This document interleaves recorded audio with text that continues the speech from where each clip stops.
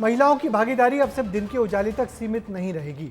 मध्य प्रदेश सरकार ने बड़ा फैसला लेते हुए महिलाओं को अब रात के वक्त भी मॉल, बाजार, फैक्ट्री और प्रोडक्शन यूनिट में काम करने की इजाज़त दे दी है। हालांकि अनुमति बहुत सारी शर्तों के साथ दी जा रही है, जिसमें उनकी सुरक्षा को सबसे अहम माना गया है। क्या है ये फैसला जिस पर लेकर महिलाएं इतनी उत्साहित हैं? हमारी ये खास रिपोर्ट देखिए। महिलाएं करेंगी नाइट शिफ्ट। मध्य प्रदेश सरकार ने दी शर्तों के साथ मंजूरी, लेकिन महिलाओं की सुरक्षा बड़ा सवाल। क्या है इसे लेकर सरकार का प्लान? मध्य प्रदेश की महिलाएं अब पुरुषों के साथ कंधे से कंधा मिलाकर आगे बढ़ रही हैं। एक बार फिर सरकार ने महिलाओं के हित को ध्यान में रखते हुए एक बड़ा फैसला लिया है। मध्य प्रदेश की महिलाएं शॉपिंग मॉल, बाजार, कारखानों और प्रोडक्शन यूनिट्स में रात में अब काम कर सकेंगी। इसके लिए सरकार ने काम करने की अनुमति दे दी है, लेकिन कुछ शर्तें भी रखी हैं। वो शर्तें क्या हैं, आप जरा गौर से देखें। लेडी वर्कर की लिखित सहमति लेना जरूरी होगा।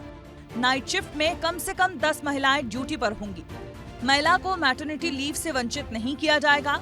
घर से लाने और वापस घर छोड़ने तक की व्यवस्था दी जाएगी। कार्यालय पर असुविधा न हो, इसकी जिम्मेदारी कंपनी की होगी। टॉयलेट, पेयजल, भोजन और रेस्टरूम की भी व्यवस्था होगी। ऑफिस या कारखाने के रास्तों में सीसीटीवी और लाइट जरूरी रहेगी। महिला सिक्योरिटी गार्ड्स को तैनात करना अनिवार्य होगा। शिकायत के लिए अलग से एक समिति बनाई जाएगी। यौन उत्पीड़न अधिनियम का प्रावधान भी होगा।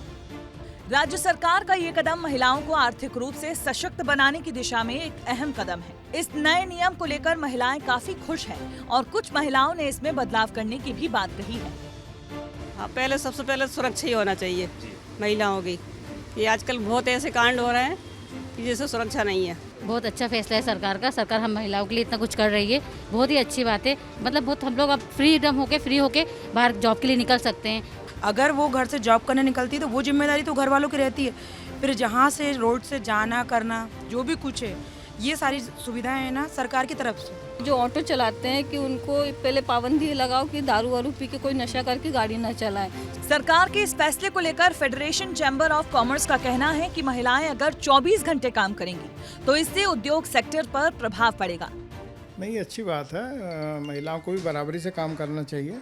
अब शहरी क्षेत्रों में खास करके सुरक्षा की पूरी व्यवस्थाएं हैं। शहर व्यवस्थित हो रहे हैं मध्य प्रदेश के भी, चूँकि पूरी दुनिया 24/7 आजकल काम करती है और पूरे बिजनेस और पूरे काम ग्लोबल हैं, तो समय का बंधन तो प्राइवेट सेक्टर में तो कभी था ही नहीं। मध्य प्रदेश में महिलाएं अब हर क्षेत्र में आगे बढ़ रही हैं, लेकिन सरकार को ये फैसला क्यों लेना पड़ा, आप वो भी देखें। दरअसल मध्य प्रदेश में महिला कर्मचारियों की संख्या में लगातार इजाफा हो रहा है। प्रदेश में सरकारी नौकरी में महिलाओं को लेकर आरक्षण है। महिलाएं प्राइवेट जॉब की ओर रुख कर रही हैं। संसद की एक रिपोर्ट के अनुसार PLFS के आंकड़े बताते हैं कि साल 2017-18 में महिलाओं की वर्क प्लेस में 23.3% भागीदारी रही। वहीं साल 2023-24 में ये बढ़कर 41.7% हो गई। सरकार के इस फैसले का असर अब महिलाओं को आर्थिक तौर पर मजबूत करेगा। वो आगे आना भी चाहती हैं और नाइट शिफ्ट में काम भी करना चाहती हैं, लेकिन हर बार की तरह इस बार भी महिलाओं को सबसे बड़ी चिंता उनकी सुरक्षा की है। अब सरकार ने नियम तो बना दिए हैं, लेकिन देखना होगा कि नियोक्ता इन नियमों का कितनी कड़ाई से पालन कर पाते हैं।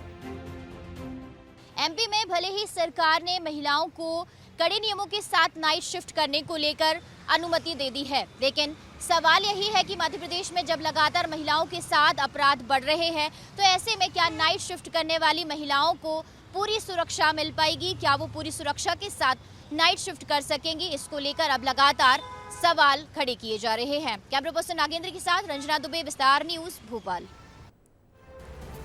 तो बदलते दौर में महिलाएं अब हर मोर्चे पर सक्रिय भूमिका निभा रही हैं, चाहे वो दिन का वक्त हो या रात का। सरकार का यह फैसला नारी सशक्तिकरण की दिशा में एक बड़ा कदम माना जा रहा है, लेकिन साथ ही यह भी जरूरी है कि सुरक्षा के जो वायदे किए जा रहे हैं वे सिर्फ कागजों तक ही सीमित ना रहें, बल्कि जमीनी हकीकत भी बने और हर महिला को सुरक्षा मिले।